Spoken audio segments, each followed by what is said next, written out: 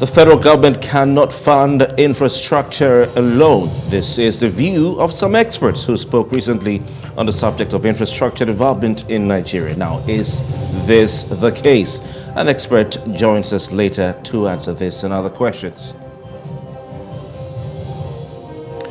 Nigeria has recorded an increase in non-oil exports between January and June for 2022. What factors are responsible for this improvement? We'll seek to have answers of this and ask questions about the non-oil export on the program.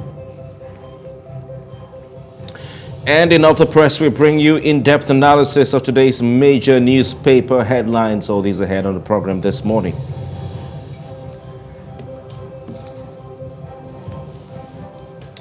It's a beautiful Thursday morning. We're back with the breakfast on PlusTvAfrica right here.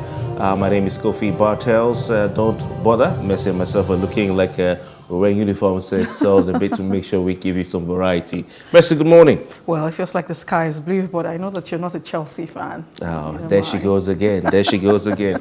All right, Messi Bokpo is her name, and today it's going to be quite interesting, discussing two very, very important issues that we've already advertised on the program this morning. Before we get into that, let's quickly look at some conversations that have attracted attention of Nigerians on the social space. It's very important we do that, keep a pulse on what people are talking about. And we'll start with that, with the news that the Economic and Financial Crimes Commission has arrested a House of Assembly candidate in Kogi State. You know, people talk about these things a lot, and if you look at the comments online, it'll make some interesting read. But the EFCC, news emerged that had arrested a Kogi State House of Assembly candidate. He is a candidate of the New Nigeria People's Party. His name is Ismaila Atu Meyi. Right, he was arrested with 326 million naira and $140,000 in cash. I don't know if this is a crime, Mercy. You tell me. Atu Meyi is seeking to represent Ankpa 2 constituency in Kogi State. He was arrested on Sunday, according to the report. October 30, 2022, alongside one Joshua Dominic, an alleged serial fraudster, in a sting operation at part of Abuja called Gwarimpa. Also arrested in connection with the alleged fraud is Abdul Malik Femi, a former bank employee who allegedly supplied the inside information that's facilitated the attack on a bank by the syndicate. A lot of information put out, by the EFCC spokesman Wilson Uwajiren. He said that the man indeed confirmed was picked up on Tuesday, November 1, somewhere in Lagos. It's a lot to unpack, but this is what the EFCC spokesman had said. Quote, following his arrest, a search was conducted on his home in Moganese Ojodu. Ojodu is a part of Lagos State where a total of $470 was discovered. The arrest of the suspects followed months of investigation into the hacking of one of the commercial banks by a syndicate of fraudsters who pulled off a heist of 1.4 billion naira, he said. This is one of the things you don't usually hear, hacking of a commercial bank. All right. So what the report says is that the syndicate allegedly is alleged to have moved 887 million naira from into a bank account of a company. I wouldn't mention the name of the company, but we're told that this account is where monies were paid to several bureau de change or forex bureau operators and some auto dealers. These monies were paid to them for exchange for US dollars. You right? And also they use some of the monies to purchase high-end cars. So you take the money from the bank, go into all these auto dealers, give them the money, get some US dollars from them, and also buy some cars from them as well. And then the money is, washed. These are hefty allegations, but I think we should point out that these are still at the level of allegations and the accusations. The gentleman will be charged to court, and then, of course, the court will decide if they're guilty or not.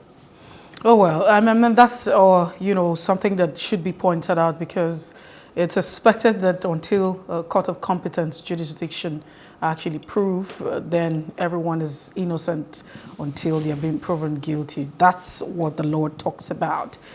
But it calls for a lot of concern because people are really concerned. I mean, Nigerians are asking questions as to why we're talking about this now. And it feels like shortly after the policy statement that's been put out by the Central Bank of Nigeria to redesign and retrieve, the other Naira notes, and there seemed to be a change in the system. So people are asking, really, how did we get here? Is it really that he was caught? Why did it take this long? I know we have a lot of doubts with everything that government does or government says in this part of the country. It's quite worrisome, but not so much to talk about. That's really because of, the sensitivity of the case. I mean, why would someone have? But from all of the explanation and issues they've given, it's like he's been engaging with the Bureau de change situation. So exchanging of money or changing of monies. And we understand that we have a lot of people who are in this particular act. So fingers crossed, let's see how all of this pans out. We move away quickly. There's another one that's been topping the charts that the Chinese company has completed the 1.5 billion naira Lekki deep sea port project. And, this is the first in Nigeria, first almost in Africa. And people are quite excited. Kofi, do you think that this would actually change, the dynamics, especially at a time where, we're grappling with the issue of revenue, the country, and lack of infrastructure? I think it's a welcome development, Though I also hope that the governor of Lagos State will do what he says, because if you have such a port, what you call deep sea port, and you don't have a transportation infrastructure, then you're going to just be creating more problems. I hope that the Lekki corridor will not become the new Apapa. Mercy, you know already how difficult it is to make your way, or anyone to make their way from even just VGC here, all right, to let's call it Lekki Phase 1 or to Victoria Island.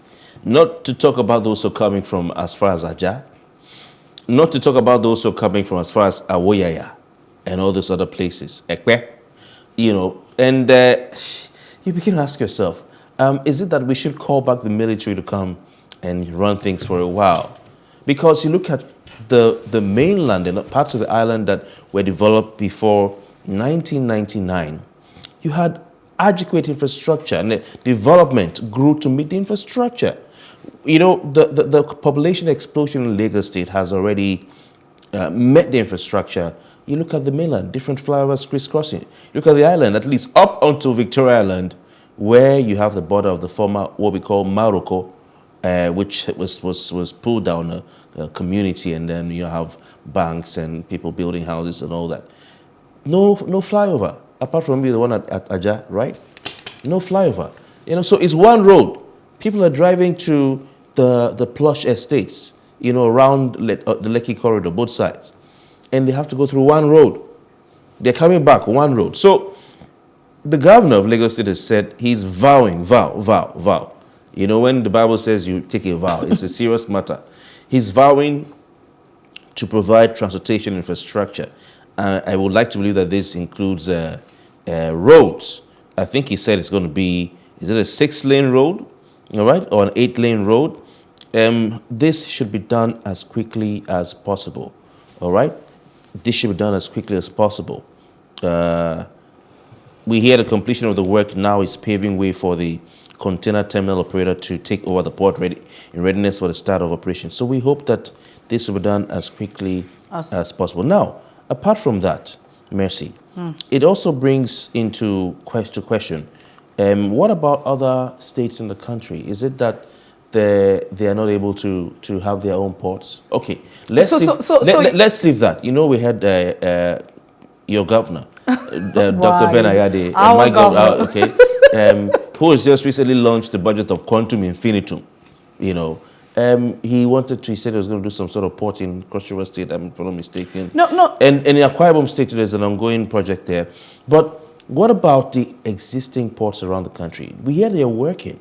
The Nigeria Ports Authority has done some revamp, but we need to see more. For instance, has the Calabar, river been dredged to allow large vessels go in there?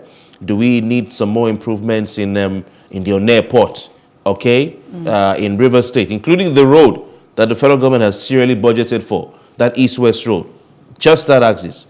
Do we need improvements? What about Onitsha, for instance, yeah, and the southeast, all right? So I mean, I like the fact that you have raised the questions that you have raised, and some of the issues that you have raised are really valid. And whether or not we would begin to have Lekki as another Papa is, not a prediction, but it might just be a reality. Because if you look at it, it's going to be a lot. And you want to begin to juxtapose that with the standard of living, what becomes of the life of the people in terms of health and what have you. And so recently, I actually, made a tweet. I was thinking about what governors in different, fora. Every time you have, because we know, we have the Governors Forum in Nigeria, where, the 36 governors actually come together, plus the EFCC. Okay, do we have a governor? No, not necessarily. So these governors actually come, and then, of course, they have conversations. I have been asking myself, what exactly do these governors talk about? Because if you look at it, there seems to be a lot of centralization. What Lagos State is actually going through is the fact that there's an urban-rural drift, rural-urban drift, and that's what's going on. There's a lot of pressure on the infrastructure. And that's because people think that here is, Lagos State is a city where there's a lot of opportunities and people will be trunking out from different parts of the state, just to come here. But what happens? Why don't we decentralize? It would actually be very critical. Kofi raised, several valid questions about other ports, different ports in the country. They're right there. What's happening? Why are we not paying attention to it? But let's even look at one of the ports, the Calabar port. I'm calling it deep sea port. It hasn't been dredged. One of the challenges that the seaport is faced with is that it's very shallow, and so you can't have vessels coming in.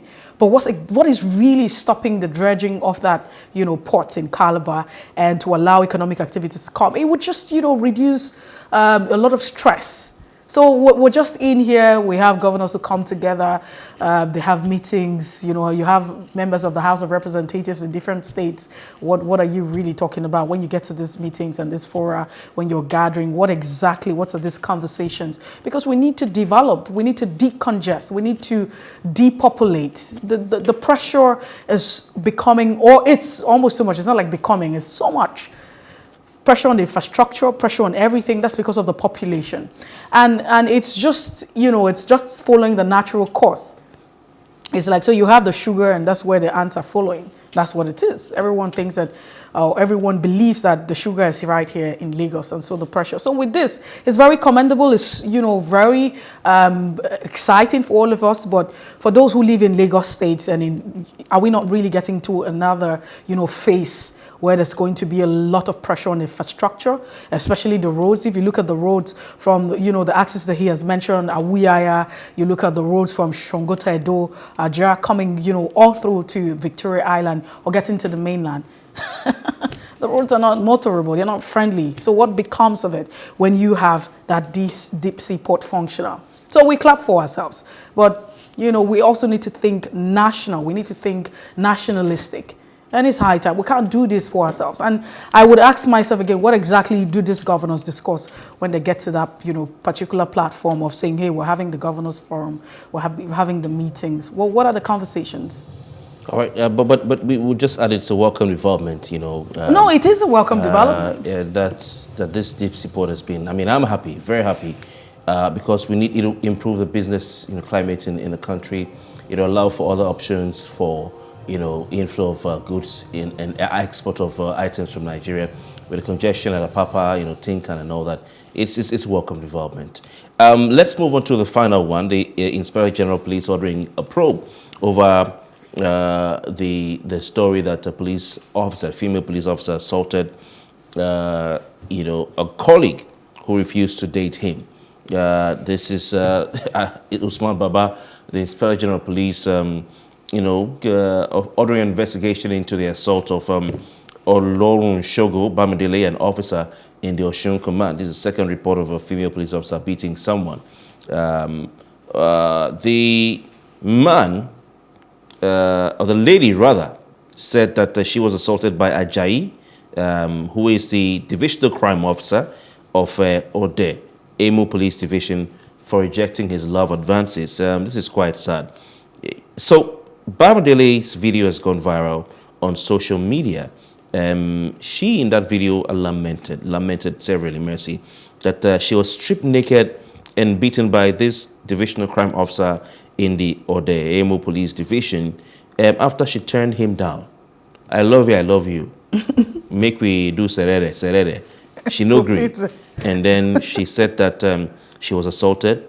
The man stripped her naked, and she, in the video, you can see her showing bruises on her body, and some of the injuries she sustained. And she said that Matthew assaulted her in front of 2 constables and 10 civilians while threatening to shoot her with a gun. I don't know if we can play the clip very shortly. Can we play that clip? All right, maybe we don't have it. All right. So it's she was wearing a uniform, and she was saying, I refuse to be his girlfriend, and I'm happy. So this is what the IGP has said about this particular situation. We're going to investigate it, and it was a swift response. So that's that, Mercy. I don't agree. Now waiting, you don't cause. So I always like it when you go pigeon. Your pigeon is great. It's really sad. No, but it's very saddening. But one of the things just before we move away is that we need to pay attention to the issue of. I once upon a time thought about the fact that maybe we need to incorporate the subject of rejection, in our curriculum. Okay. Yeah. So that the guys. No. So people, not guys. Okay. Everybody would know that it's not the end of the world. Mm. And rejection is not just limited to man and woman relationship.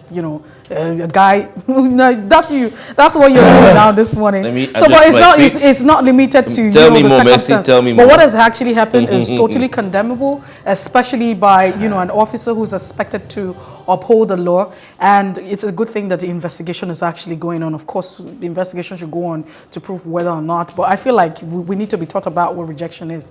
Let's get used to it and understand that it's part of life. And all right. You will never get nods. You will never get the yes every other time. So it's part of life. Yes, it's part of life. Before we go, I'll just point out that right now in the UK, there is 2 officers are being dealt with. Why? Their phones. They had a WhatsApp, conversation on how they're going to deal with civilians. Some say they're going to tase people. Some say they're going to harass people. Just WhatsApp chats. They're dealing with them. So I think the police should continue what they're doing, but keep high standards. Zero tolerance for the, and if you check, I'm sure you'll find that this happens a lot in the police force.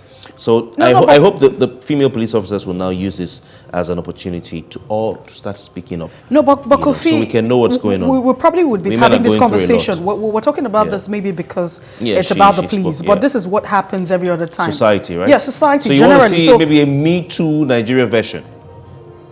Okay. So what I'm saying is this happens, apart from the fact that this is happening between 2 police officers, but it's a practice that's been going on.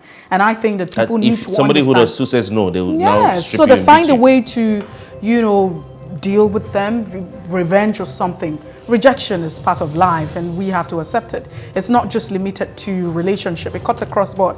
Once upon a time, I'm sure you applied for a job and you weren't taken. That's a big one. And you move on. Life doesn't end there. I would like to, this case, not be swept under the carpet, because a senior police officer is involved. We have to go. We'll take a break, and when we return, we'll go straight to what the papers have for us today. Stay with us.